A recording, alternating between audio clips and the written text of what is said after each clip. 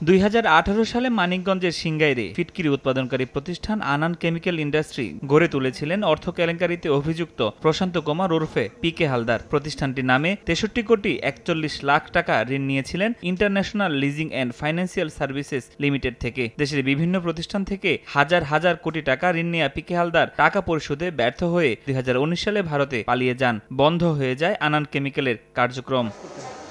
দীর্ঘদিন বন্ধ থাকা প্রতিষ্ঠানটির কার্যক্রম পুনরায় চালু করতে 2022 সালে 5 সদস্যের পরিচালনা পর্ষদ গঠন করেন উচ্চ আদালত, যাদের তত্ত্বাবধানে 5 বছর পর 22 এপ্রিল শুরু হয় পরীক্ষামূলক উৎপাদন, আর শুক্রবার থেকে চালু হলো বাণিজ্যিক উৎপাদন।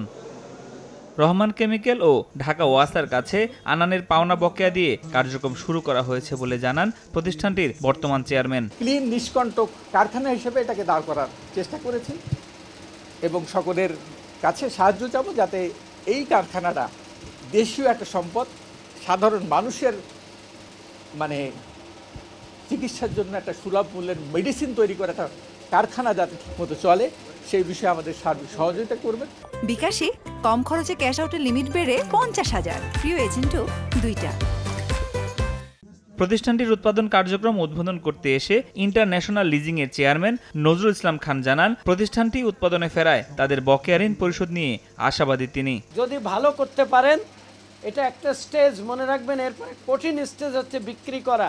আমরা আরো সহযোগিতা করব। এই কোম্পানিগুলো যদি অ্যান্টি কারাপশন থেকে আটকে না দিত, বন্ধ না করতো, আমাদের টাকা দিয়ে দিতে পারতো, এই টাকা আমরা জনগণকে দিয়ে দিতে পারতাম।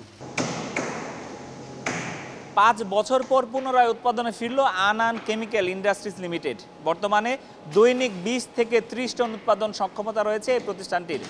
আর্থিক বিনিয়োগ বাড়াতে পারলে এই উৎপাদন বেড়ে দাঁড়াবে 2 থেকে 3 গুণ, যা ভূমিকা রাখতে পারে দেশের কেমিক্যাল ইন্ডাস্ট্রিতে। মানিকগঞ্জ থেকে ফরহাদুর রহমান, সময় সংবাদ।